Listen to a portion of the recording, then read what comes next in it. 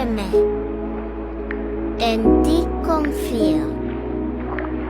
Deseo vivir con alegría plena, mas mi corazón gime, cual lira que suena. Mi alma abatida, quebrada y perdida, se aferra al consuelo de tu luz en la vida.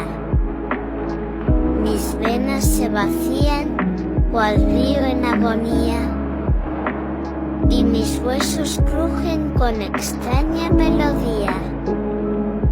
La música, antes fuente de risas y armonía, es ahora sombra fría, eco de melancolía.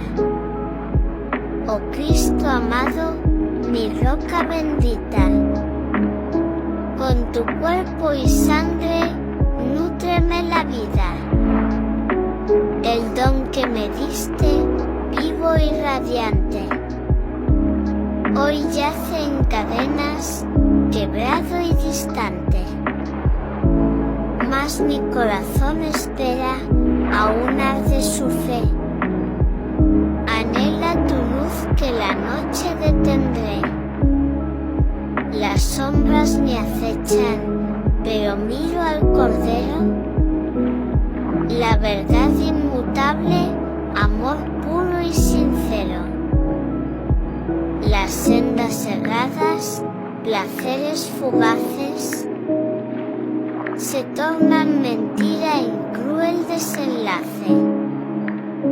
La muerte no es fin, es paso al banquete, donde tú nos llamas con gracia y sin reservas. Mi alma se rinde, mis fuerzas declinan, mas clamo a tu amor, que todo ilumina. Límpiame, Señor, de todo lo impuro. En ti deposito mi destino seguro. Hazme tu siervo, mi vida te ofrezco. En la cruz contemplo el amor inmenso.